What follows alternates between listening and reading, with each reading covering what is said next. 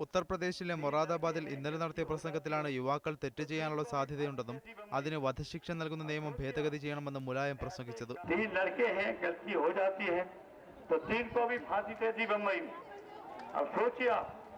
ऐसे कानूनों को बदलने की कोशिश की जाएगी, दुरुपयोग करने वालों को सजा देंगे और झूठ रिपोर्ट करने वालों को भी सजा का प्रावधान किया जाएगा.